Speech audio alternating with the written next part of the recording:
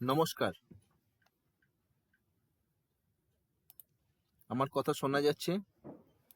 হ্যাঁ স্যার, শোনা হ্যাঁ যাচ্ছে। স্যার, শোনা বেশ যাচ্ছে। বেশ হ্যাঁ স্যার বেশ শোনা যাচ্ছে। বেশ হ্যাঁ স্যার বেশ বেশ বেশ বেশ আজকে আমি আমাদের যে 12টা রাশি, সেই 12টা রাশির কারকতা সম্পর্কে বা সিগনিফিকেশন সম্পর্কে আলোচনা করব। পরবর্তী দিনে 12টা ভাবের 9টা গ্রহের সিগনিফিকেশন আলোচনা করব। তারপরে আমরা আস্তে আস্তে এগোবো। আমি আমাদের যে 12টা রাশি আছে, আমি একটু গল্পের মতোই বলবো আজকে, আপনারা একটু শুনবেন। আপনারা নিশ্চয়ই কারো কথা জানেন, বা কেউ জানেন না, বা কেউ ভালোই জানেন। যে যা জানেন জানেন। এখন যে বিষয়টা আলোচনা হবে, দেখুন, আমাদের 12টা যে রাশি আছে, রাশি শব্দের যে অর্থ, সেটাকে আমরা বলি যে রাশি, এই শব্দটাকে আমরা অনেকভাবে ভাবতে পারি। আমরা একটা কথা বলি, রাশি রাশি মানে প্রচুর। আবার রাশি কথাটা রশ্মি থেকেও এসেছে। রশ্মি মানে দড়ি। যে বিষয়টা হলো, রাশিটাকে আমরা বলি বা ভূমি বা জমির মতো, বা মানে দেখুন, কোনো একটা কাজ করতে গেলে সেই কাজের একটা ওয়ার্ক প্লেস দরকার।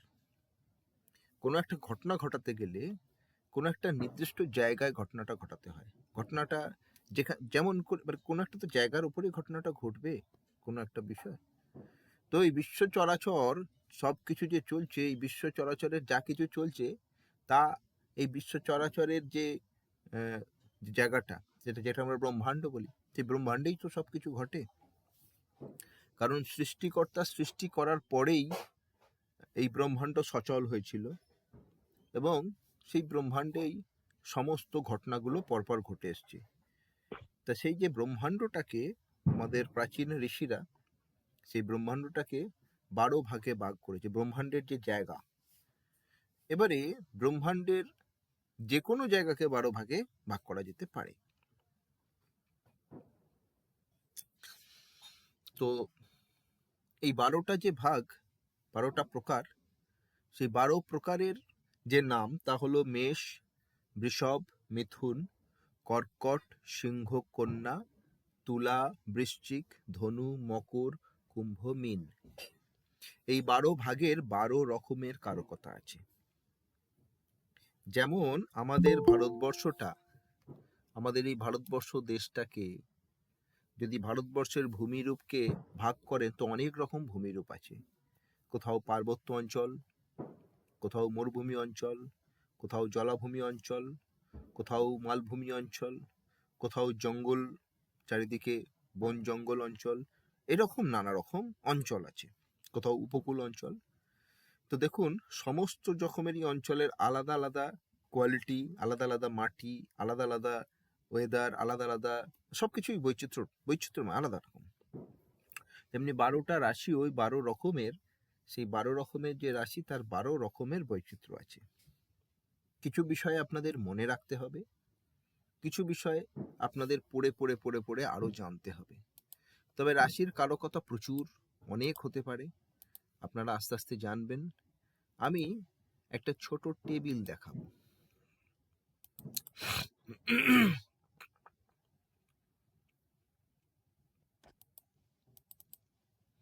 তারপরে আমি এক্সপ্লেন করব।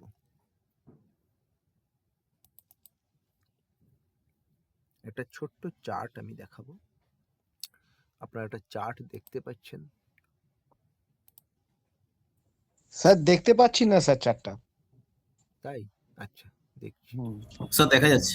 স্যার আপনার ভিডিওটা যদি কাইন্ডলি একটু অন করতেন, মানে আপনাকে যদি একটু দেখা যেত তাহলে ভালো হতো। আমি আসলে স্ক্রিন শেয়ার করব, তো আজকে আমার একটু নেটওয়ার্ক একটু মনে হয় ইস্যু আছে, সেই জন্য আমি ভিডিওটা অফ করেছি। হ্যাঁ,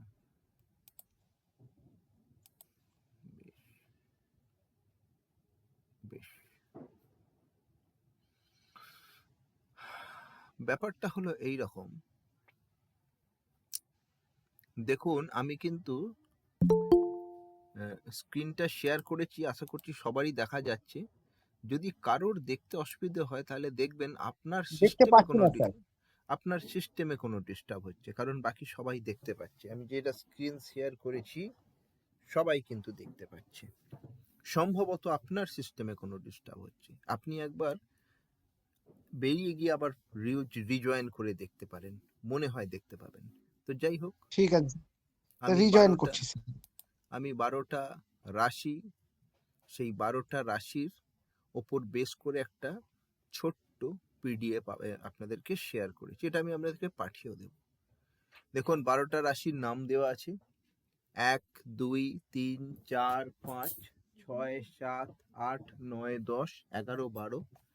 এই 12টা যে নাম, মেষ, বৃষ, মিথুন, কর্কট, সিংহ, কন্যা, তুলা, বৃশ্চিক, ধনু, মকর, কুম্ভ, মীন। এই প্রত্যেকটা টেবিলে প্রত্যেকটা রাশির নিচে তার কিছু কারকতা দেওয়া আছে। দেখুন, এই বিশ্ব চরাচর যে সৃষ্টি হয়েছে, এই বিশ্ব চরাচরের যে উপাদান বা ব্রহ্মাণ্ডের যে উপাদান, তো আমাদের ঋষিরা সেই উপাদানকে 5টা ভাগে ভাগ করেছে। কি কি? অগ্নি, পৃথ্বী, বায়ু, জল, আকাশ। Fire, earth, air, water and space. বাস্তুশাস্ত্র মতে বা শাস্ত্র মতে যারা করে, তারা এই পঞ্চতত্ত্ব, একে বলা হয় পঞ্চতত্ত্ব, পঞ্চতত্ত্বটাই মানে। জ্যোতিষ শাস্ত্রে এই পঞ্চতত্ত্বকে 4 তত্ত্বে রূপান্তরিত করা হয়েছে: অগ্নি, পৃথ্বী, বায়ু এবং জল। আকাশ তত্ত্বটা কোথায় গেল? স্পেস এলিমেন্ট কোথায় গেল? প্রাচীন ঋষিরা বা প্রাচীন জ্যোতিষ যে সমস্ত বিশারদরা, তারা বুঝেছিলেন যে আকাশ তত্ত্ব বা স্পেস এলিমেন্ট সমস্ত তত্ত্বের মধ্যেই বিরাজমান। আপনি যদি পৃথিবী তত্ত্ব দেখেন, তার মধ্যেও স্পেস আছে। জল তত্ত্ব দেখেন, তার মধ্যেও স্পেস আছে। বাস্তব বিষয় হলো স্পেস ব্যাপারটা কি? যেটা ফাঁকা জায়গা, যার মধ্যে কিছু নাই, যে আমরা বলি না মহাকাশ, স্পেস স্পেস স্পেস, আকাশ। দেখুন, যদি পৃথিবী তত্ত্ব ভাবেন, তো পৃথিবী তত্ত্ব তো নিশ্চয়ই কোনো একটা উপাদানে তৈরি। কোনো একটা উপাদানের সবচাইতে ছোট একককে আমরা বলি পরমাণু, অ্যাটম।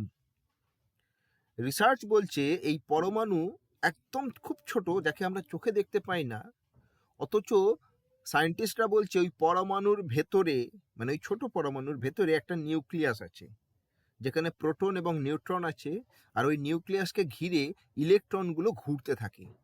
তাহলে ঘুরতে থাকে মানে কি? ফাঁকা জায়গা নাহলে তো ঘোরা সম্ভব নয়। তাহলে একটা পরমাণু কত ছোট, তার ভিতরে নিউক্লিয়াস কত ছোট, সেই নিউক্লিয়াসগুলোকে ঘিরে ইলেকট্রনগুলো ঘুরছে কত ছোট ছোট, কিন্তু ঘুরছে মানে তো স্পেস আছে, ফাঁকা জায়গা আছে। অর্থাৎ সবকিছুর মধ্যেই কিন্তু স্পেস বিদ্যমান। আমাদের এই যে শরীরের মধ্যেও কিন্তু প্রচুর স্পেস আছে, ফাঁকা জায়গা আছে। তাই প্রাচীন ঋষিদের ধারণা ছিল, এবং এটাও বাস্তব, যে সমস্ত তত্ত্বের মধ্যে স্পেস আছে, তাই স্পেসটাকে তারা আলাদা করে ভাবলেন না। জ্যোতিষ শাস্ত্রে আমরা 4 তত্ত্ব মানব যখন আমরা রাশির সিগনিফিকেশন বা কারকতা করব: অগ্নি, পৃথ্বী, বায়ু, জল।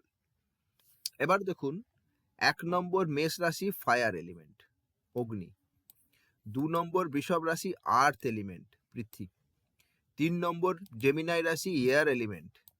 4 নম্বর ক্যান্সার রাশি, ওয়াটার এলিমেন্ট, জল রাশি। অগ্নি, পৃথ্বী, বায়ু, জল। আবার ফার্দার অগ্নি, পৃথ্বী, বায়ু, জল, অগ্নি, পৃথ্বী, বায়ু, জল। যদি আমরা এটাকে এইভাবে ভাবি বা মনে রাখার চেষ্টা করি, আপনারা যদি মনে রাখতে চান, তাহলে 1 5 9 হলো অগ্নি, 2 6 10 হলো পৃথ্বী, 3 7 11 হলো বায়ু, 4 8 12 হলো জল। এটা মনে রাখবেন। কোন রাশি কোন তত্ত্ব, এটা আপনারা মনে রাখতে হবে আপনাদের। এছাড়াও গোটা বিশ্ব চরাচরে কিন্তু 2টো পার্ট, যেমন আলো অন্ধকার, নেগেটিভ পজিটিভ, তেমনি রিচি রিজি, তেমনি বিশ্ব চরাচর পুরুষ এবং প্রকৃতির সমন্বয়ে বিশ্ব চরাচর। পুরুষ এবং প্রকৃতি, যেটা আমাদের প্রাচীন ভারতীয় যে সনাতন শাস্ত্র, পুরুষ প্রকৃতির সমন্বয়ে বিশ্ব সৃষ্টি হয়েছে। তো সব জায়গাতেই পুরুষ প্রকৃতি মানে নারী। তো মেল ফিমেল, তো 12টা রাশির কোনো রাশি মেল, কোনো রাশি ফিমেল। যে রাশিগুলো অড, মানে 1, 3, 5, 7, 9, 11, অড গুলো সব মেল, আর ইভেন মানে জোড়া, মানে বিজোড়গুলো সব মেল, আর জোড়গুলো 2, 4, 6, 8, 10, 12 সব জোড়গুলো ফিমেল। ঠিক তেমনি যে রাশিগুলো বিজোড় এবং মেল সেগুলো সবকটা পজিটিভ, যে রাশিগুলো বিজোড়, এই জোড় এবং ফিমেল, সেগুলো সব নেগেটিভ। এটা মনে রাখবেন। এছাড়াও রাশির গতি প্রকৃতির ওপর বেশ করে 3 রকমের রাশির কারকতা আছে। একটা হচ্ছে চর, একটা স্থির, একটা উভয় বা ডি স্বভাব। চর মানে যে সবসময় মুভেবল, স্থির মানে ফিক্স, আর ডুয়াল উভয় মানে হচ্ছে ডুয়াল, মানে কখনো চর কখনো স্থির। এই চর স্থির ডুয়াল 3 রকম ভাগ, তাহলে 4টে করে রাশি চর, 4টে করে রাশি স্থির, 4টে করে রাশি হচ্ছে উভয়। কে 1, 4, 7, 10, মেষ, কর্কট, তুলা, মকর, এই 4টে রাশি হচ্ছে চর রাশি। 2, 5, 8, 11 কে বৃষ, সিংহ, বৃশ্চিক, কুম্ভ, স্থির রাশি। 3, 6, 9, 12 মিথুন, কন্যা, ধনু, মীন, এটা হচ্ছে উভয় বা ডুয়াল। এটা মনে রাখতে লাগবে। এছাড়াও যেমন জমিতে ফসল লাগালে কোনো জমিতে ফসল ভালো হয়, কোনো জমিতে খুব মাঝামাঝি ফসল হয়, কোনো জমিতে ফসল হয়ই না, বন্ধা জমি আছে, সেখানে একটাও ফসল হবে না, বন্ধা, গাছ লাগানোই হয় না, গাছই হয় না। পৃথিবীতে এমন বহু জমি আছে যেখানে একটুও গাছপালা হয় না, কি করা যায়? তা সেই জায়গাগুলো বন্ধা বা ব্যারেন বলে। তো এই রাশিরও ক্ষেত্রে কিছু রাশি আছে ব্যারেন, কিছু রাশি আছে ফ্রুটফুল, কিছু রাশি আছে সেমি ফ্রুটফুল। এগুলো মনে রাখতে লাগবে। আগামী দিনের প্রেডিকশনের সময় এগুলোর ভীষণ উপযোগিতা আছে। তা প্রথমে আমি বলে দিই, 3টে যে জলরাশি আছে 4, 8 এবং 12। 4 নম্বর হচ্ছে কর্কট, 8 নম্বর হচ্ছে বৃশ্চিক, 12 নম্বর হচ্ছে মীন। এই 3টে জলরাশি হচ্ছে ফ্রুটফুল সাইন। এই 3টে জলরাশি হচ্ছে ফ্রুটফুল সাইন। আচ্ছা, এছাড়া মেষ, মিথুন, সিংহ, কন্যা, 4টে 1, 3, 5, 6, এই 4টেকে বলা হয় ব্যারেন বা বন্ধা রাশি বা বাঁজ রাশি। এটা অবশ্যই মনে রাখবেন। মেষ, মিথুন, সিংহ, কন্যা, এই 4টেকে বলা হয় ব্যারেন সাইন। বাকি পড়ে রইল কি? বৃষ, তুলা, ধনু, মকর, কুম্ভ, এদেরকে বলে সেমি ফ্রুটফুল, মানে অর্ধ ফলদায়ী। এর প্রয়োগের সময় আপনারা বুঝতে পারবেন আস্তে আস্তে। আপাতত এগুলো আপনাকে মনে রাখতে হবে। যেমন সন্তান প্রেডিকশনের সময় এই ব্যারেন সাইন, ফ্রুটফুল সাইন, এগুলোর ভীষণ আবশ্যকতা। দেখুন, যেমন গাছে ফল হয় তেমন প্রাণীরও সন্তান হয়, মানুষেরও সন্তান হয়। মায়ের গর্ভটাকে ভূমি বলা হয়, আর সেই ভূমিতে যে গাছ হয়, তো যদি ভূমি বন্ধা হয় তাহলে গাছ হওয়ার চান্স তো কম। তো এই নিঃসন্তান যোগটার ক্ষেত্রে, মানে সন্তান হবে না এই যোগের ক্ষেত্রে ব্যারেন সাইনের ইনভলভমেন্ট ভীষণ আবশ্যক। এটা পরবর্তী পর্যায়ে আপনারা বুঝতে পারবেন। আমি এই টেবিলটা পাঠিয়ে দেব, টেবিলটা আপনারা দেখবেন। রাশির প্রচুর কারকতা হতে পারে, প্রচুর ধীরে ধীরে আসবে, আর আপনারা আস্তে আস্তে বুঝতে পারবেন। এখন আমি যে বিষয়টা আপনাদেরকে বলতে চাইব, সেটা আমি আগের দিনও বলেছিলাম। প্রাচীন ভারতবর্ষের ঋষিরা সমস্ত জ্ঞানকে কি করেছিলেন? কোডিং করেছিলেন। আমাদের একটু ডিকোড করতে হবে। কেন কোডিং করেছিলেন তার কারণও আমি আগের দিন বলেছি। এবারে ডিকোড করার ক্ষেত্রে আগে আমায় বুঝতে হবে কিসের বেসিসে তারা কোডিংটা করেছিল। দেখুন, এই যে সাউথ ইন্ডিয়ান চার্ট দেখতে পাচ্ছেন, এই সাউথ ইন্ডিয়ান চার্টে এটা দেখুন 12টা ঘর আছে, 12টা, দেখুন 12টা, আমাদের রাশি 12টা, ভাবও 12টা, কুণ্ডলিতে বা হরোস্কোপে বা কুষ্ঠিতে এই 12টাই কিন্তু ঘর থাকে। এই সাউথ ইন্ডিয়ান চার্টকে এমন দেখতে হয়, ঠিক আছে? সাউথ ইন্ডিয়ান চার্টে রাশি ফিক্স থাকে, রাশি ফিক্স থাকে। এখানে রাশিগুলোর যে প্রতীক, আমাদের ভারতীয় জ্যোতিষ পরম্পরায় যে 12টা রাশি আছে, সেই 12টা রাশিকে 12টা প্রতীক বা ছবিতে প্রকাশ করা হয়। এবং এই যে ছবিটা দেখতে পাচ্ছেন, এটা হচ্ছে মেষ রাশির ছবি, মেষ। এই যে ছবিটা দেখতে পাচ্ছেন, এটা হচ্ছে বৃষভ রাশি, বৃষ, ষাঁড়। এটা হচ্ছে মিথুন রাশির ছবি, এটা কর্কট রাশির ছবি মানে ক্যান্সার। এটা সিংহ, দেখুন দেখেই সিংহ বোঝা যাচ্ছে। এটা কন্যা, একটা কন্যা দেখা যাচ্ছে। এটা তুলা, একটা তুলাদণ্ড দেখতে পাচ্ছেন। এটা বৃশ্চিক মানে বিছে দেখা যাচ্ছে। এটা ধনু, দেখুন হাতে ধনুক। এটা মকর, এটা কুম্ভ, এটা মীন, মৎস্য। তাহলে বিষয়টা কি দেখা গেল, দক্ষিণ ভারতীয় চার্টে এই জায়গাটায় মেষ রাশি, এটা মেষ রাশি। কিন্তু যদি কোনো দক্ষিণ ভারতীয় চার্ট আপনি দেখেন, তাহলে জানবেন দক্ষিণ ভারতীয় চার্টে এই ওপরের লাইনের দ্বিতীয়টা হলো মেষ রাশি, দ্বিতীয়টা হলো মেষ রাশি। এবং দক্ষিণ ভারতীয় চার্ট দেখার সময় আমাদেরকে ক্লক ওয়াইজ যেতে হয়, ক্লক ওয়াইজ। আমার কার্সার দেখুন ক্লক ওয়াইজ, ঘড়ির কাঁটার দিকে যাচ্ছে, ক্লক ওয়াইজ চলতে হয়।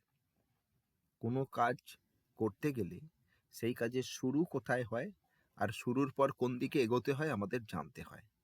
আমি যখন দক্ষিণ ভারতীয় চার্ট পড়তে যাব, আমায় জেনে রাখতে হবে এই জায়গাটা হচ্ছে মেষ রাশি, এবং এই মেষ রাশির পর আমাদের এগোতে গেলে আমাকে এই দিকে ক্লকওয়াইজ এগোতে হবে। মেষের পর বৃষভ, তারপরে মিথুন, কর্কট, সিংহ, কন্যা, তুলা, বৃশ্চিক, ধনু, মকর, কুম্ভ, মীন।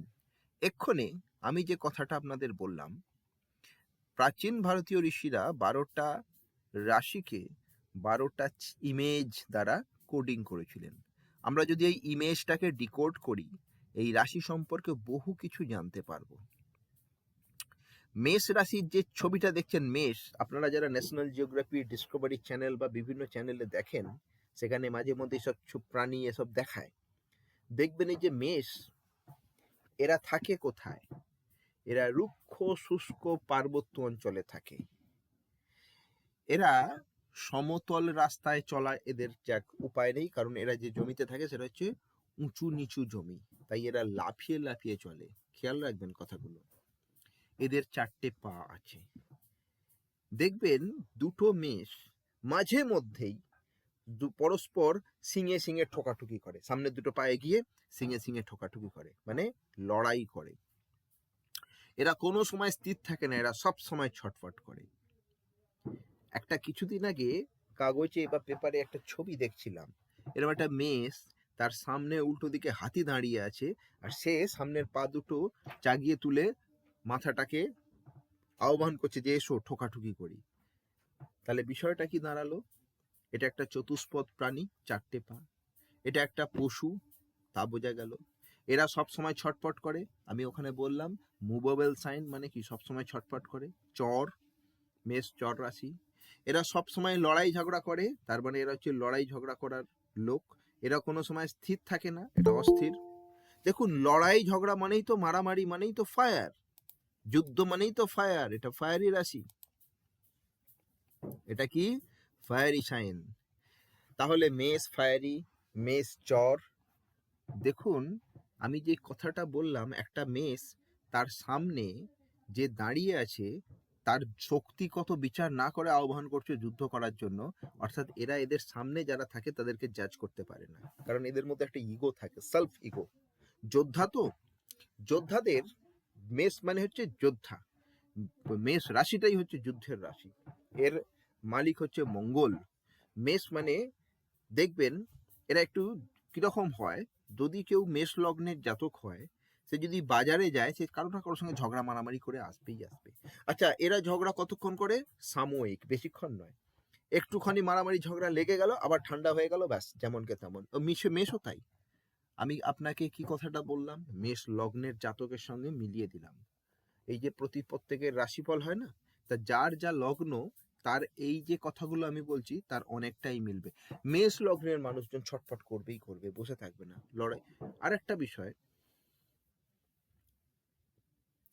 এরা সামনের কারোর সঙ্গে যে শক্তি জাজ করতে পারে না। এরা সামনের কারো সঙ্গে, অর্থাৎ এরা মাঝে মধ্যে মারও খেয়ে আসে, উপায় কিছু নেই, এরা লাফিয়ে লাফিয়ে চলে। তাহলে পার্বত্য বন্ধুর ভূপ্রকৃতি, পার্বত্য অঞ্চল, মেষ রাশি। এরপরে যে ছবিটা দেখছেন বৃষভ রাশি। আচ্ছা, এখানে যে চতুষ্পদ বা চার পা, এটাও কিন্তু খেয়াল রাখবেন, এরা পশু, এটাও খেয়াল রাখবেন, লড়াই ঝগড়া করে। এরপরে যে যে ছবিটা দেখছেন বৃষ। বৃষ মানে হচ্ছে ষাঁড়, শিব ঠাকুরের যিনি বাহন ছিলেন নন্দী মহারাজ। রাস্তায় যখন নন্দী মহারাজ দাঁড়িয়ে পড়ে, আপনি গাড়ি নিয়ে যাচ্ছেন, এ রাস্তা ঘেরে মাঝখানে দাঁড়িয়ে আছে, আপনি হর্ন মারছেন, পাত্তাই দেবে না, পরবাই করে না কাউকে, নিজের খেয়ালে চলে, যখন মর্জি হবে তখন সাইড দেবে। এও কিন্তু চার পায়, চেহারা কিন্তু খুব স্টাউট হয়, কাঁধ একদম শোল্ডার। আমাদের সমাজে যারা বৃষ লগ্নের জাতক, তাদের দেখবেন কাঁধ খুব শক্তশালী হয়, ফ্ল্যাট চওড়া কাঁধ হয়, খুব শক্তপোক্ত। আর ঘাড়ে গর্দানে যে কথাটা বলে, ঘাড়ে গর্দান মানে গলাটা ঘাড়ের সঙ্গে এসে মিলে গেছে, সরু সরু গলা হবে না। দেখবেন বিষলগ্ন যারা, তারা এরকমই হয়, খুব ঠান্ডা, বিশেষ কোনো সঙ্গে ঝামেলায় করবে না। কিন্তু রেগে যদি যায়, তাহলে তাকে থামানো মুশকিল। মেষকে থামানো যাবে, মেষ তো এমনি থেমে যাবে, এরা রাগলে থামবে না। দেখুন, এই ষাঁড় কোথায় থাকে? এরা জমিতে হাল লাঙ্গল করানোর কাজ, অর্থাৎ সবুজ ধান ক্ষেত, জমিতে এদের কাজ। জমি মানেই তো পৃথিবী, আর্থ এলিমেন্ট। প্রথমটা বললাম ফায়ার এলিমেন্ট, এটা হচ্ছে আর্থ এলিমেন্ট। দেখুন, আর্থ এলিমেন্ট মানে হচ্ছে পৃথিবী, পৃথিবী মানেই ধান পাট ইত্যাদি হবে, তো বিষয় আছে। বৃষভ রাশি মানে বৃষভ লগ্ন যদি হয়, বৃষভ লগ্নের জাতকরা একটু বিষয়ী হবেই। এখানে যতগুলো আর্থি সাইন আছে মানে পৃথ্বী সাইন, তাদের কিন্তু বিষয়ের সঙ্গে কানেকশন থাকবেই থাকবে। বৃষ, কন্যা, মকর, বিষয়ের কানেকশন থাকবেই, বিষয়ের প্রতি আকর্ষণ, বিষয়ের প্রতি আগ্রহ, বিষয়ের প্রতি থাকবে। তো বৃষভ লগ্ন বৃষ যারা হবে, তাদের এই এই গুণগুলো থাকবে। একটা বৃষ যে তার কোয়ালিটিটাকে আপনি যতটা বেশি রিসার্চ করতে পারবেন, আপনি বৃষ লগ্নের সম্পর্কে আরো অনেক কিছু জানতে পারবেন। প্রাচীন ঋষিরা ইমেজটাকে এমনি এমনি করে দেয়নি, এরা কিন্তু স্থির, বেশি দৌড়ঝাঁপ করে না, এটা স্থির রাশি, ধীরে ধীরে চলে। তারপর আছে মিথুন। মিথুনটা কি আছে? মিথুন হলো দুটি 11 বা 10 বছরের কন্যা, বালিকা, দুটো বালিকা যাদের এখনো টিনেজ শুরু হয়নি, বালিকা, এই ক্লাস 3-4 পড়া দুটি বাচ্চা মেয়ে। এটা ইন্ডিয়ান অ্যাস্ট্রোলজিক্যাল সিস্টেম অনুসারে দুটি বাচ্চা মেয়ে, তারা ঝুলছে, মানে দুজনে টানাটানি করছে, ঝুলছে বা ঘুরছে, হাত ধরে ধরে ঘোরাঘুরি করে না, দেখবেন এই ক্লাস 3-4 বাচ্চা মেয়ে, তাদেরকে আপনি যদি একটু ওয়াচ করেন, দেখবেন এই ধরনের বাচ্চা মেয়েরা যখন চলে, ধরুন স্কুল যাচ্ছে, দেখে মনে হবে তারা যেন উড়ে উড়ে যাচ্ছে। এরা এই সময় মানে এদের ব্যাপারটাই উড়ু উড়ু থাকে। এরা যে কথাগুলো বলবে, আমার না আমার না আমার, এই যে কথাগুলো বলবে, কথা কোনো ঠোস কোনো কথা থাকবে না, খুব হাওয়ার কথা হবে। এটা বয়স, এই সময়কার, আপনার টিনেজ চেঞ্জেস এসে যায়, কিন্তু এই সময়টা জাস্ট বালিকা হয়েছে। এরা খুব মুড সুইং, কখন আড়ি কখন ভাব, খুব মুড সুইং। দেখবেন বাচ্চা ওই বয়সের মেয়েরা 3-4 যারা, দেখবেন বাচ্চা মেয়েদেরকে যদি ওয়াচ করেন, দেখবেন সারাদিনে 4 বার আড়ি, 4 বার ভাব করে, কখন মুখ গমটা করে বসে আছে, আবার কখনো হাসছে, কখনো খেলছে। তার মানে মুড সুইং, কনফিউজিং ক্যারেক্টার। এটা মিথুন রাশি। মিথুন রাশির জাতক, যারা মিথুন লগ্নের জাতক হবে, তারাও এরকম কনফিউজিং ক্যারেক্টার হয়। তাদের কথাবার্তা খুব একটা ঠোস কথাবার্তা হবে না, ইন্টেলিজেন্ট হবে, বুদ্ধিমান হবে, কিন্তু কথার মূল্য থাকবে না, কোনো একটা কাজকে ধরে করতে পারবে না। এদের দেখা কোথায় মেলে? পার্কে, খেলার মাঠে, এরা কোথায়? ওই জায়গাগুলোতেই এদেরকে আপনি দেখতে পারবেন বিকেলবেলা, বাচ্চা মেয়েদেরকে। তাহলে মিথুন লগ্ন, হাওয়াই, বায়ু রাশি। আমি কি বললাম? ডুয়ালিটি, কনফিউজিং, কখনো হ্যাঁ কখনো না, ডুয়াল সাইন। দ্বিপদ মানে দুটো পা। তো এগুলো মিথুনের গুণবার্তা। এছাড়াও এই ধরনের বাচ্চা মেয়েদেরকে যা যা তাদের গুণবার্তা থাকে, তাদের গুণ দোষগুলো নিয়ে আপনি কিন্তু মিথুন লগ্নের সঙ্গে ম্যাচ করতে পারেন। এরপরে আছি কর্কট। কর্কট ক্যাঁকড়া কোথায় থাকে? নদীর ধারে, যেখানে মাটিতে গর্ত আছে, সেই গর্তের ভেতর জল আছে, এরা তার ভেতর থাকে। এরা বাইরে বেরোয়, কখনো জলে ঢোকে, আবার কখনো আড়ায় ঘুরে বেড়ায়। পায়ের আওয়াজ পেলে সাট করে ভেতরে ঢুকে যায়, ভীষণ ফাস্ট, প্রচন্ড ফাস্ট, অনেক পা, মাল্টিপেড সাইন। দ্বিপদ চতুষ্পাদ হয়েছে, অনেক পা, মাল্টিপেড সাইন। কর্কট রাশি। কর্কট রাশি, কর্কট রাশি কোথায়? জায়গাটা বললাম আমি, নদীর জল, নদীর ধার। নদী মানে হচ্ছে, নদী মানে কিন্তু মিষ্টি জল, মিঠা পানি, সবাইকে খাওয়ানো যায়। দেখুন, আমাদের যে কালপুরুষ, কালপুরুষের যে চার্ট বা কালপুরুষের যে কুণ্ডলী, কালপুরুষের কুণ্ডলী মেষ কুণ্ডলী মানে মেষ লগ্নের কুণ্ডলী হয়, প্রথম ভাব থেকে শুরু হয়। আমি যখন ভাবের কারো কথা বলবো, তখন আপনাদেরকে বলবো যে লগ্ন ভাব থেকে, তো চতুর্থ ভাব হচ্ছে মাতৃভাব। আর কর্কট রাশিটা চতুর্থ রাশি। মাতৃভাবটা আমাদের সিভিলাইজেশন, আমাদের যে সিভিলাইজেশন, সেই সিভিলাইজেশন প্রথম শুরু হয়েছিল কোথা থেকে? নদীর ধার থেকে। যে কারণে নদীকে কিন্তু মাতৃসম, মা গঙ্গা মা, যমুনা মা, মাতৃসম মর্যাদা বা মাতৃজ্ঞানের নদীকে, কারণ নদী মায়েরই মতো। নদী জল দেয়, ফসলের জল দেয়, পানীয় জল দেয়, বাঁচার রসদ দেয়। মায়ের থেকেই তো আমরা পোষণ পাই, মাই তো আমাদের পোষণ দিয়ে বড় করে, তো নদীও মানুষকে পোষণ দিত, তাই নদী মায়ের মতো। চতুর্থ ভাব মিষ্টি জলের, মিষ্টি জলের জায়গা, কর্কট রাশি, নদীর, নদী, নদী। দেখুন, মাল্টিপেড সাইন, এখানে একটা কথা বলি, এই যে ডুয়াল, দ্বিপদ রাশি, চতুষ্পদ রাশি, বহুপদ রাশি,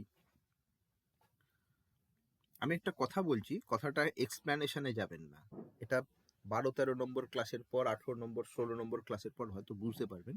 আমি জাস্ট একটা গল্প বলছি, যে আপনি ভাববেন যে এই রাশিগুলোর এই দুপদ চারপদ আমার জেনে লাভ কি। কেপি প্রেডিকশনে, কেপি প্রেডিকশনে ধরুন কারো কতলা বাড়ি হবে আপনি জানতে চান, তা কতলা বাড়ি জানতে গেলে কারো 4th হাউসের কাস্পালসাব লর্ডের যে স্টার লর্ড, সে কোন সাইনে বসে আছে তার উপর তার বাড়ি নির্ধারণ করা হয়। ধরুন কারো 4th হাউসের কাস্পালসাব লর্ডের স্টার লর্ড কর্কট রাশিতে বসে আছে, মানে মাল্টিপেড সাইনে বসে আছে, তো আমরা তাকে বলতে পারি আপনার বহুতল বাড়ি হবে। কারো যদি 4th হাউসের কাস্পালসাব লর্ডের স্টার লর্ড যদি দ্বিপদ রাশিতে বসে আছে বা মিথুন রাশিতে বসে আছে, আমরা বলবো আপনার দুতলা বাড়ি হতে পারে। যদি কারো 4th হাউসের কাস্পালসাব লর্ডের স্টার লর্ড চতুষ্পদ রাশিতে বসে আছে, তাহলে আমরা বলবো একটা চারতলা বাড়ি হবে বা 4 চাকা গাড়ি হবে। যদি দ্বিপদ রাশিতে বসে থাকে তাহলে বলবো 2 চাকা হবে, বাইক হবে, সাইকেল হবে। আর যদি বহুপদ রাশিতে বসে থাকে তাহলে বলবো সব অনেক বেশি চাকার গাড়ি হবে। ব্যাপারটা হচ্ছে এইরকম। তো এটা ডিপে যাওয়ার দরকার নেই, এ বিষয়ে আমাকে কেউ প্রশ্নও করবেন না, এটা কেন, কারণ এটা আপনাদের বোঝার বিষয় নয়, শুধু আমি গল্পের মধ্যে বলে গেলাম কথাটা। এটা হলো কর্কট রাশি।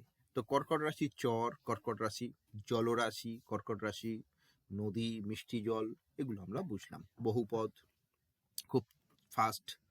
এবারে আসছি সিংহ রাশিতে। এরপরে সিংহ, সিংহ মামা, সিংহর ক্যারেক্টার, আপনার যদি জঙ্গলে 20-25-50টা জীব থাকে আর তাদের মধ্যে যদি সিংহ থাকে, তাকে আলাদা করে বোঝা যাবে তার পার্সোনালিটি দেখে। পার্সোনালিটি এটা বিরাট বড় জিনিস। সব জন্তু হাউ মাউ কাউ কাউ করছে, সিংহ একবার হালুম করবে, সবাই ঠান্ডা হয়ে যাবে। ঠিক তেমনি আমাদের বাড়িতে, পরিবারে যদি কোনো বাড়িতে অনেক ধরনের আলাদা আলাদা মানুষ থাকে, তো ধরুন বাড়ির যিনি একজন সিংহ লগ্ন, বলে বাড়ির মা সিংহ লগ্ন, তো তিনি একবার কোনো কথা বলে সবাই সাইলেন্ট, কারণ রাজা, কিংলি, সিংহকে রাজা বলা হয় না, তো সিংহ রাজা, কিং লাইক অ্যাটিটিউড, চতুষ্পদ, খুব শান্ত। সিংহ কিন্তু দৌড়ঝাঁপ করে না, সিংহ দৌড়ঝাঁপ লাফালাফি করে না। সিংহ কিরকম থাকে? সিংহ স্থির চুপচাপ বসে থাকে, হাই তোলে, ঘুমায়, প্রয়োজন পড়লে শিকার করে, খায়। কিন্তু ফায়ারি অ্যাটিটিউড, অগ্নি রাশি, ফায়ারি, যদি রেগে যাবে তো ফায়ারি, একদম আগুন, যুদ্ধ, রাজা। সিংহর এই সমস্ত বৈশিষ্ট্য। সিংহ দেখবেন, সিংহ কিন্তু খুব মোটা সোটা হয় না, সিংহ একটু লম্বা চওড়া হয়, তার চেহারা খুব স্টাউট চেহারা হয়, কিন্তু এদের অ্যাটিটিউড হয় কিংলি অ্যাটিটিউড। সমাজে যারা যারা সিংহ লগ্নে জাতক হবে তাদের কিন্তু অ্যাটিটিউড, তাদের ওঠা বসা সবই কিন্তু রাজার মতো হয়।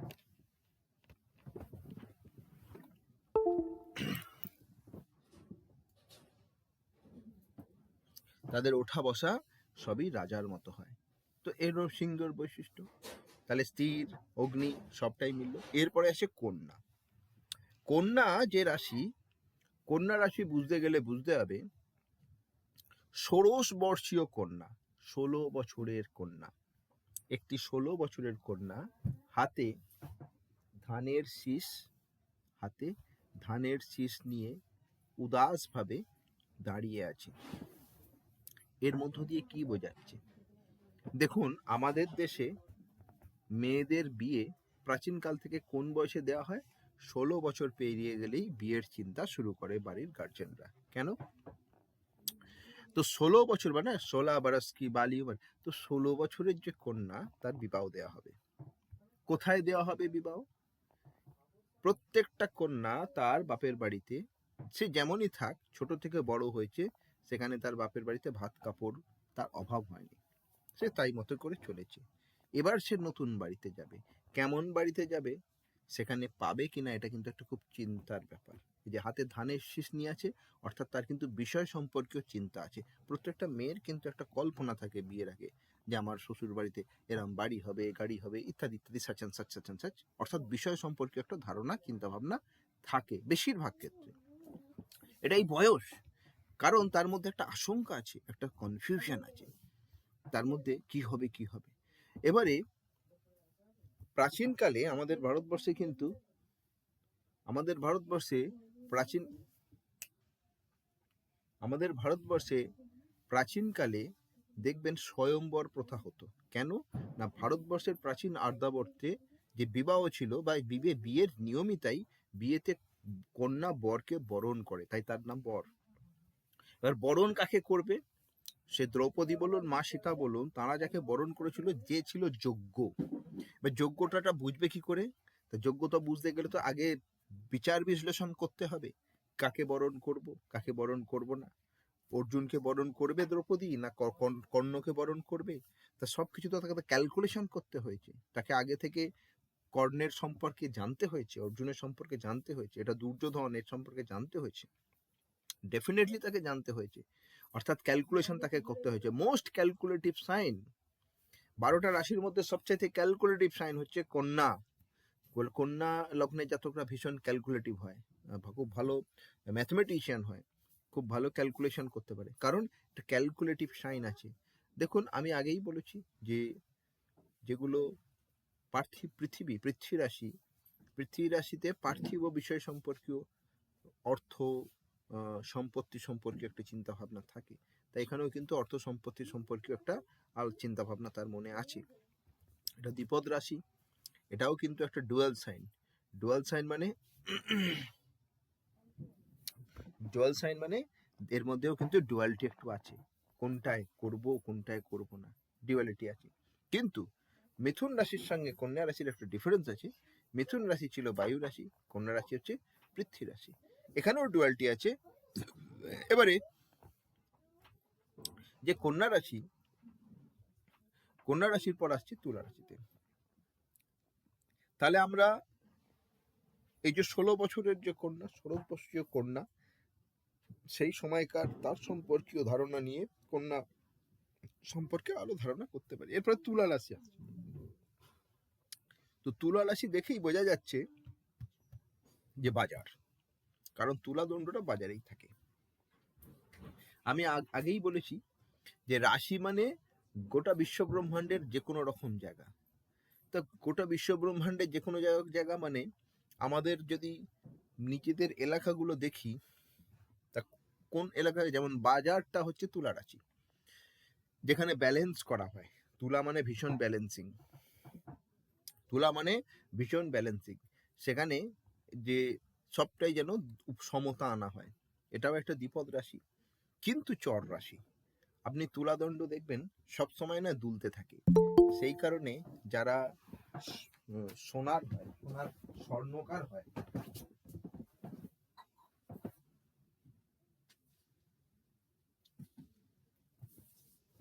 স্বর্ণকাররা কি করে, স্বর্ণকাররা তাদের যে তুলাদণ্ডটাকে কাঁচের বাক্সের মধ্যে আলাদা করে ঘিরে রাখে, কারণ যাতে কিনা সেটা হাওয়ায় না দোলে। অর্থাৎ এটা একটা হাওয়ায় যেন না দোলে। কারণ দেখুন, এটা বায়ু রাশি, কিন্তু চর সবসময়, চর মানে হচ্ছে ফার্স্ট। তো তুলাদণ্ড খুব বারে বারে বারে বারে বারে বারে বারে বারে ওঠানামা করে, বারবার ওঠানামা করে, স্থির হতে চায় না ফট করে, অনেক ধরে করে ধীরে ধীরে স্থির করতে হয়। দ্বিপদ রাশি মনুষ্য। দেখুন, যত এই যে উকিল, জজ, যারা এইসব হয়, বিশেষ করে তুলা রাশির লোকেরা হলে, তুলা রাশি লোকেরা খুব ভালো মিডিয়েটার হতে পারে, তুলা রাশির লোকেরা খুব ভালো মিডিয়েশন করতে পারে, কারণ তাদের নেচারটাই ব্যালেন্সিং নেচার, সমতা আনার তারা মানসিকতা রাখে তুলা লগ্নের জাতকরা। আপনাদের যদি কেউ তুলা লগ্নের জাতক হন, তারা ভীষণভাবেই সাম্যবাদী হয় বা সমতা আনার ক্ষেত্রে হয়। এরপরে আসছে বৃশ্চিক। বৃশ্চিক মানে বিছে। ব্যাপারটা হলো এইরকম, আমার যে জলরাশিগুলো আছে, তিনটে জলরাশি, একটা হচ্ছে কর্কট, একটা হচ্ছে বৃশ্চিক, আর একটা হচ্ছে মীন। কর্কট রাশি আমি বলেছি নদীর জল, মিষ্টি জল, মিঠা পানি। এরপরে আসছে আমি বৃশ্চিক রাশি। তো বৃশ্চিক রাশি কতগুলো বিষয় আছে, এটা একটা স্থির রাশি, বৃশ্চিক রাশি একটা স্থির রাশি, বিষয়ক রাশি একটা, বৃশ্চিক রাশি একটা জলরাশি। দেখুন, বিছে এরা না খুব শান্ত স্বভাবের, ধীরে ধীরে ধীরে ধীরে আস্তে আস্তে চলে, নিজের গন্তব্যের দিকে চলে, এরা কিন্তু এদিক ওদিক তাকায় না। কিন্তু আপনি যদি কোনো বিছেকে একবার কাঠি লাগিয়ে দেখেন, সঙ্গে সঙ্গে খেপে যাবে, আর হুলটা কাঁপতে থাকবে রাগে কামড়ানোর জন্য। ভীষণ রিভেঞ্জফুল সাইন, ভীষণ রিভেঞ্জফুল। বৃশ্চিক লগ্ন ভীষণ রিভেঞ্জফুল। এদেরকে যদি কেউ একবার ক্ষতি করে, এরা তার পাল্টা ক্ষতি না করে ছাড়বেই না। ঝগড়া, তার সঙ্গে লড়াই করে না হলে ছাড়বে না, কিন্তু আগে বাড়িয়ে কারোর সঙ্গে ঝামেলা করে না। কেউ যদি এর পিছনে কাঠি দেয়, তাকে ছেড়ে কথা বলে না। বৃশ্চিক লগ্নের বা বৃশ্চিকের যারা জাতক হয়, এটাও একটা স্থির রাশি, মাল্টিপ্লেট সাইন। কর্কট রাশি তো জলরাশি, হলো নদী, মিষ্টি জল। তো বৃশ্চিক জলরাশি কোন জল হবে? বৃশ্চিক হলো ময়লা, নোংরা, কর্দমাক্ত জল, যাকে বলা হয় কাদা জল, ড্রেন, নর্দমার জল, নর্দমার জল, যা পান করা যাবে না। দেখুন, সাধারণ যে রাস্তা, আমাদের সমতল রাস্তার উপর আপনাকে যদি হাঁটতে বলা হয়, আপনি হেঁটে হেঁটে অনেক দূর যেতে পারবেন। কিন্তু সেই রাস্তাটা আপনাকে যদি পাঁকের উপর দিয়ে যেতে হয়, আপনার যেতে অনেক সময় লাগবে, কারণ পাঁকে পা গেঁথে যাবে। কিন্তু পাঁকের উপর দিয়ে যেতে গেলে যাওয়া যে যাবে না তা নয়। যারা সামর্থ্যবান তারা পাঁকের উপর দিয়েই হেঁটে হেঁটে হেঁটে হেঁটে ওই রাস্তাটা অতিক্রম করবে। অর্থাৎ অবস্ট্রাকশন ওভারকাম করেই যাবে। পৃথিবীতে এমন অনেক মানুষ আছে যাদের জীবনে অবস্ট্রাকশনকে ওভারকাম করে করেই কোনো কাজকে সিদ্ধ করতে হয়। বৃশ্চিক লগ্নের জাতকরা তাদের যে কোনো কাজ, অন্য লোকের যদি 3 ঘন্টা লাগে, এদের সেই কাজ করতে 6 ঘন্টা থেকে 8 ঘন্টা লেগে যাবে। কেন না, এদের জীবনে সমস্ত বিষয় অবস্ট্রাকশন, এদের সমস্ত কাজকে হার্ডলস ওভারকাম করেই যেতে হয়। যে কারণে এরা যে কাজটা একবার করে ফেলে, সেই কাজটা এরা এত বেশি এক্সপিরিয়েন্সড হয়, এদের থেকে সেই কাজটা কেউ ভালো করতে পারবে না। আর বৃশ্চিক লগ্নের জাতকরা যদি পরিশ্রমী হয়, তারা যদি মহাশ্রম করে, তো তারা সমাজে পিকে যেতে পারে। যেমন আমাদের বর্তমানে যিনি প্রধানমন্ত্রী, তিনিও বৃশ্চিক। তিনি বৃশ্চিক লগ্নের জাতকদের একটাই মাত্র নিয়ম, সাইন করতে গেলে 18 ঘন্টা ডিউটি করতে হবে।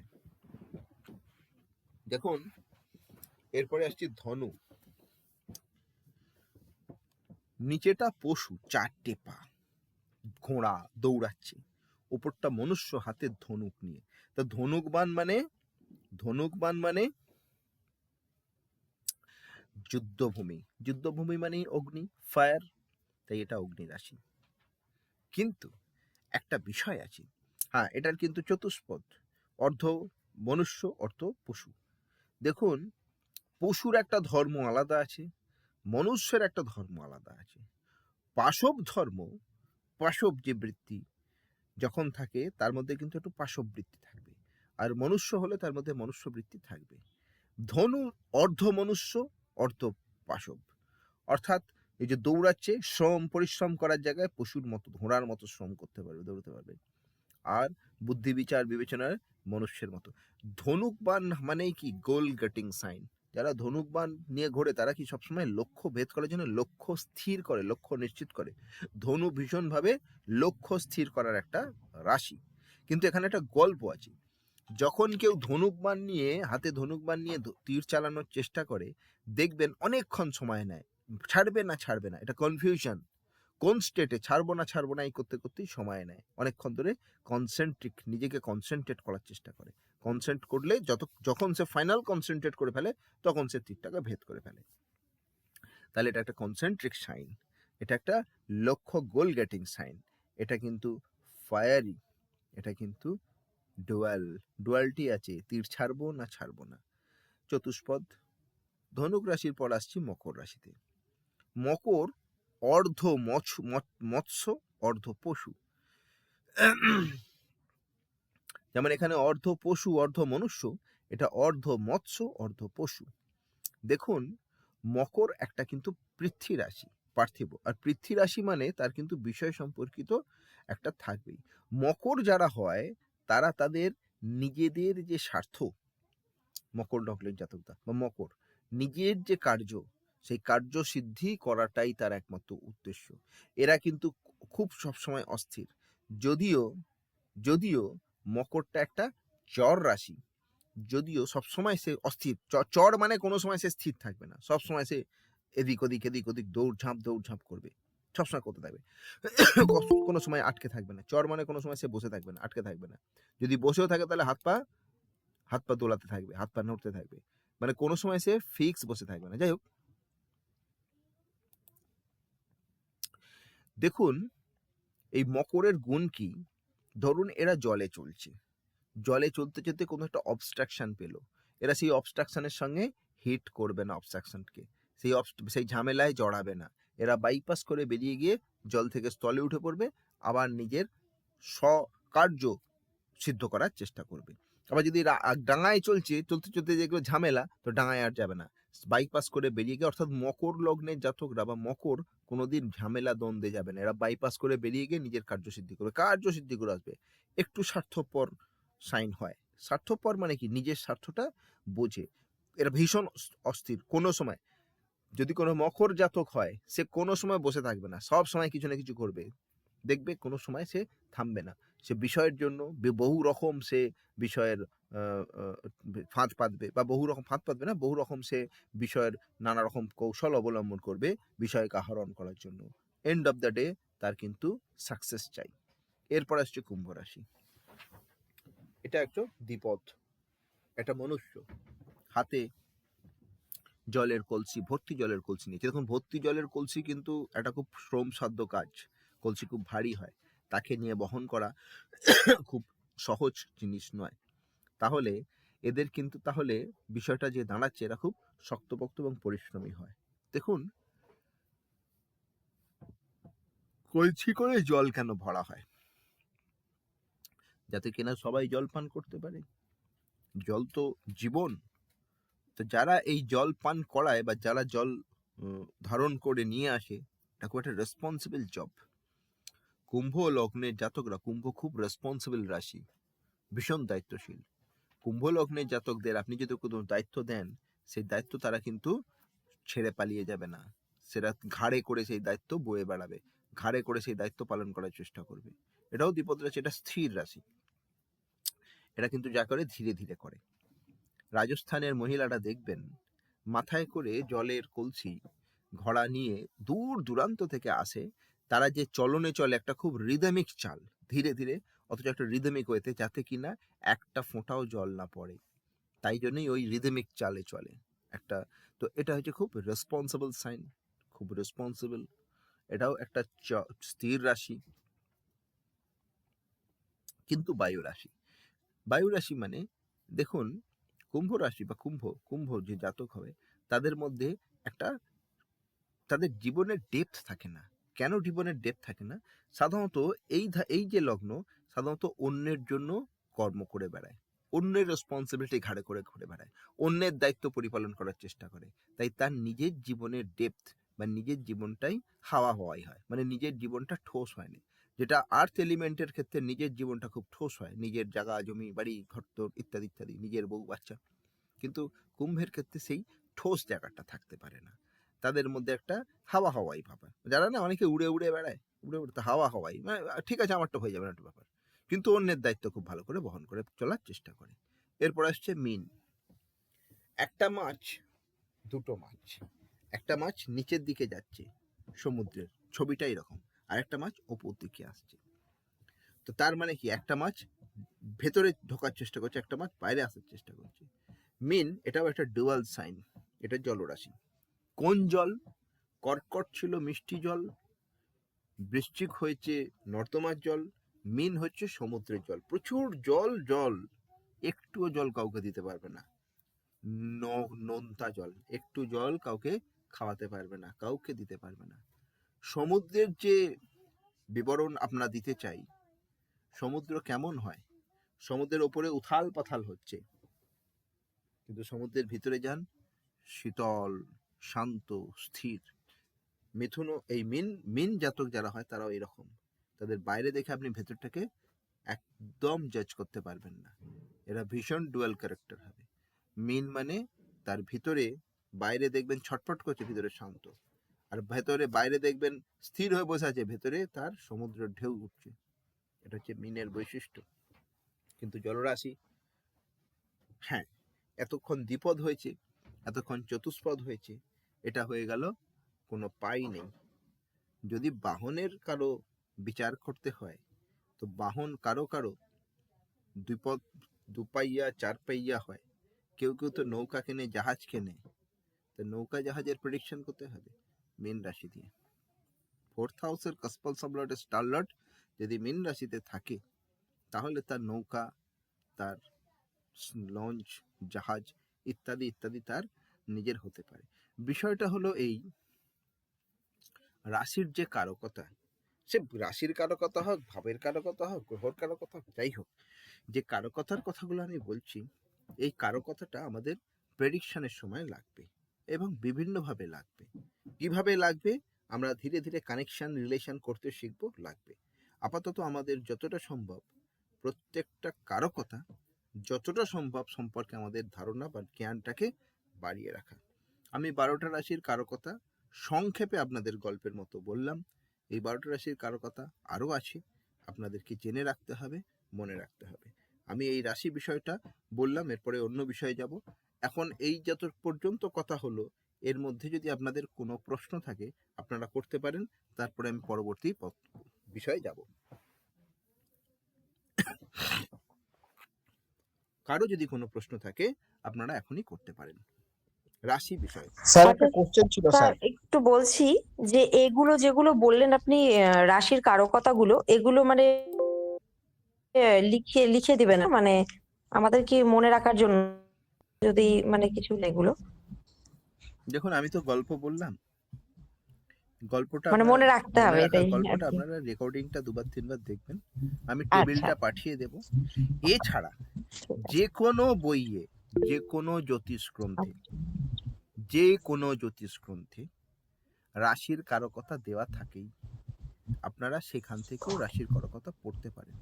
কিন্তু আমি যে কোর বললাম, এটা কোর অফ দ্য আইডিয়া, হ্যাঁ হ্যাঁ আমি আপনাকে হ্যাঁ 10,000 সেটাই। কারকতা মুখস্থ তো করাতে পারবো না ইতিহাসের মতো, কিন্তু একটা মেষ না না সিম্বল দেখিয়ে দিলাম এবং মেষটাকে আমি বললাম ডিকোড করার দারুণ চেষ্টা দারুণ করতে। লেগেছে স্যার, অসাধারণ হয়েছে, এক্সপ্লেনেশন আমি দারুণ জানি হয়েছে। না, থ্যাংক ইউ বিষয়টা স্যার। হলো আপনাদের ওই ছবিটাকে, এই ইমেজটাকে ডিকোড করতে হবে লাইফ লং। আপনি রিসার্চ করতে পারেন এর উপর, দেখবেন আপনি সিংহর ওপর যদি রিসার্চ করেন, সিংহর ক্যারেক্টারের উপর রিসার্চ করেন, আপনি সিংহ রাশি সম্পর্কে বহু কিছু জানতে পারবেন। এটা এটা হচ্ছে ভীষণ রিসার্চের সুন্দর বিষয়। বলেছেন, দারুণ স্যার হয়েছে, দারুণ লেগেছে। আর বলুন কার স্যার একটা প্রশ্ন কথা ছিল স্যার। বলুন স্যার আমার একটা কোশ্চেন ছিল স্যার। বলুন না। হ্যাঁ বলছি স্যার, অসাধারণ লাগলো, এটা তো প্রথম কথা। দ্বিতীয় কথা যেটা, সেটা হচ্ছে আমরা যে ইস্টার্ন ছক যেটা দেখি, ইস্টার্ন ইন্ডিয়ার ছক, সেই ছকের সঙ্গে একটা জায়গায় আমি একটু অমিল খুঁজে পাচ্ছি।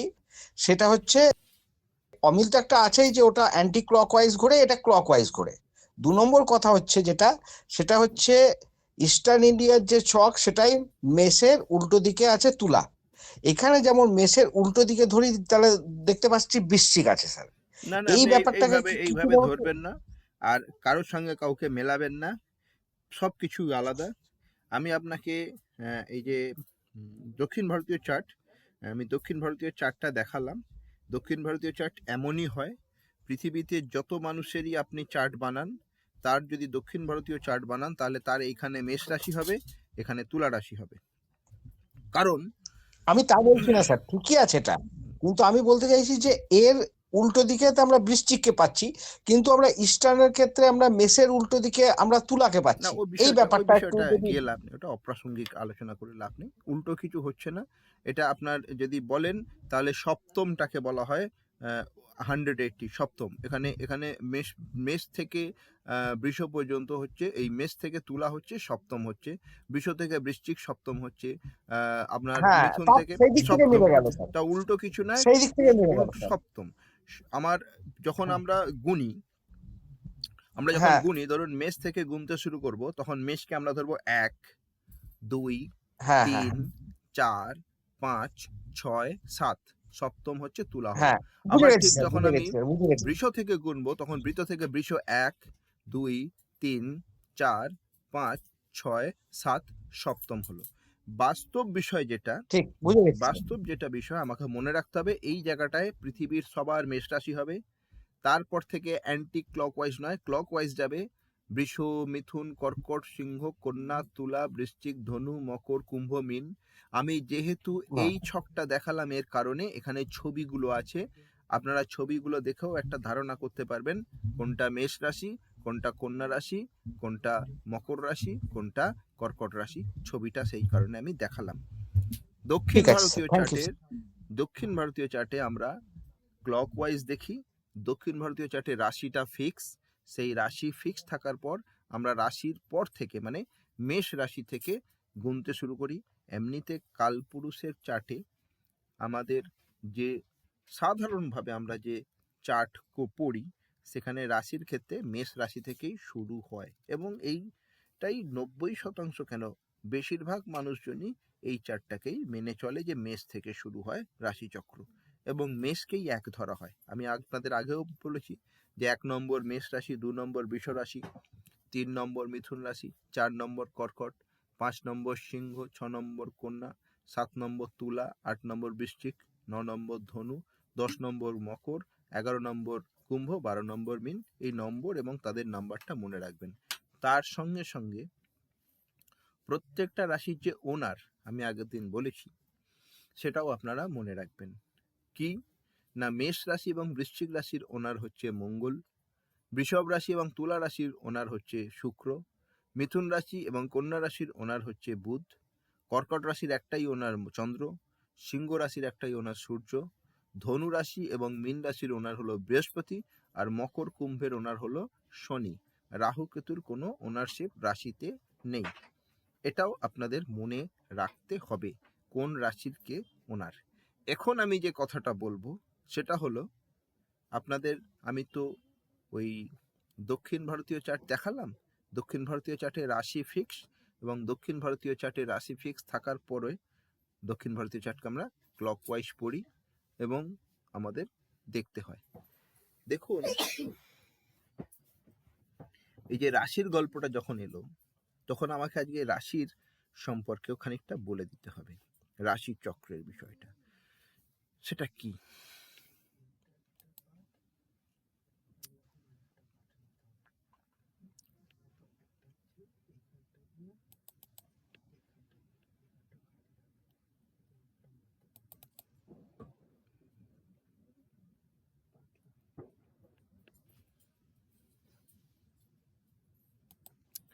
আমি একটা স্ক্রিনে ছবি শেয়ার করেছি, এই ছবিটা আমি আপনাদের একটু বোঝাচ্ছি।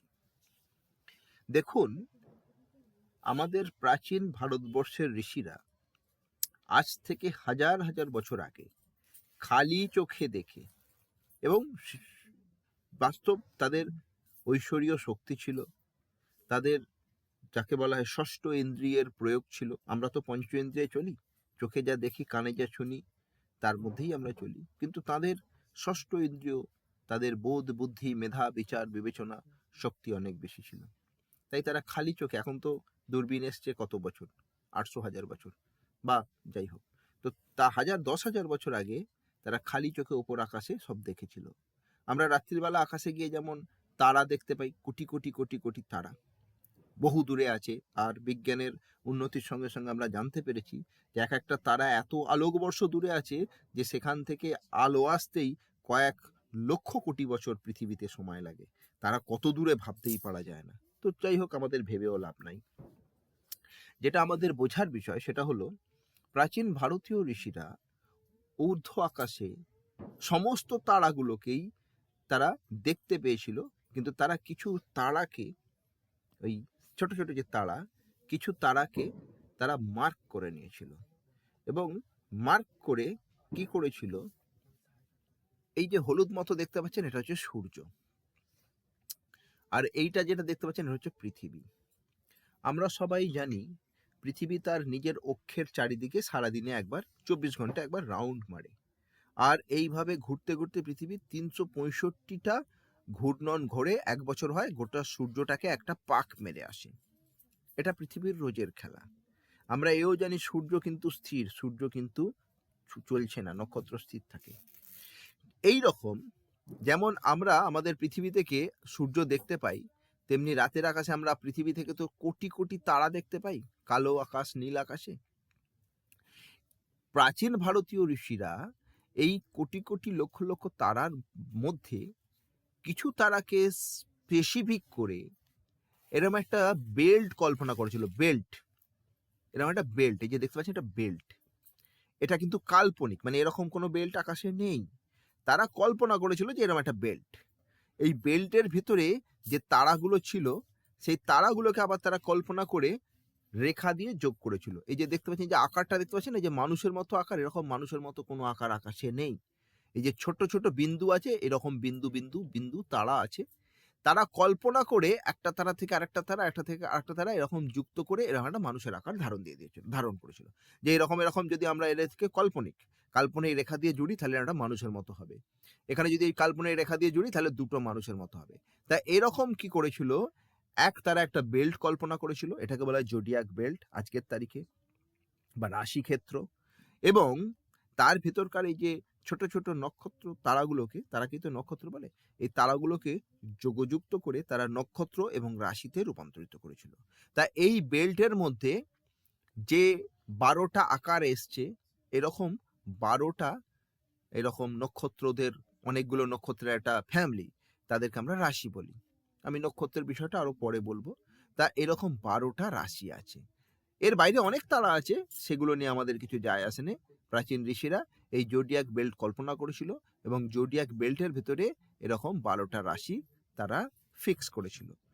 আরো একটা কথা, এই জোডিয়াক বেল্টটাকে তারা 12টা সমান ভাগে ভাগ করেছিল, এবং সমান ভাগে ভাগ করে বলল এক একটা ভাগ এক একটা রাশি। এই রাশি ক্ষেত্রেরই কথা আমি বললাম। এই রাশি ক্ষেত্রের মধ্যেই প্রাচীন ঋষিরা এগুলোকে মেষ, বৃষ, মিথুন, কর্কট, সিংহ, কন্যা, তুলা নাম দিয়েছিল। এই 12টা রাশি, এই 12টা রাশির বিষয় এটা হলো 12টা, তো প্রত্যেকটা রাশি ইকুয়াল, সে বিষয়টা আমি পরে ডিসকাস করব। তো রাশিটা এইরকম, আর এটা রাশি ক্ষেত্র বা জোডিয়াক বেল্ট, আর 12টা রাশি আমি আজকে আলোচনা করলাম। আপনাদেরকে টেবিলটা পাঠিয়ে দিচ্ছি, আপনারা 12টা রাশির কারো কথাটা মনে রাখার চেষ্টা করবেন। আমি ভিডিওটা রেকর্ডিং করে পাঠিয়ে দেবো, ভিডিওটা রেকর্ডিংটা যার যতটা সম্ভব আপনারা একটু আধটু দেখে নেবেন, একদম মুখস্থ করতে হবে না, একটু স্মরণ রাখার চেষ্টা করবেন। আমি আপনাদেরকে পরের দিন ভাবের বিষয়ে আলাপ আলোচনা করব, এবং তারপরে আস্তে আস্তে গ্রহের বিষয়ে, তারপরে আমি চার্ট সিস্টেমে আসবো। আজকে দক্ষিণ ভারতীয় চার্টটা আমি দেখালাম, রাশি চার্ট। পরের দিন আবার উত্তর ভারতীয় চার্টটা দেখাবো, কিভাবে উত্তর ভারতীয় চার্ট দেখতে হয়। বেশ, তাহলে কি আজকে এখানে শেষ করা যায়? আমি প্রায় 1 ঘন্টা কথা বলছি, তো আজকে যখন ডিসকাশন হবে গুড নাইট। তখন একটু চলবে। আজকে তাহলে শুভরাত্রি সবাইকে জানাই, সবাইকে শুভরাত্রি। হ্যাঁ স্যার, গুড নাইট।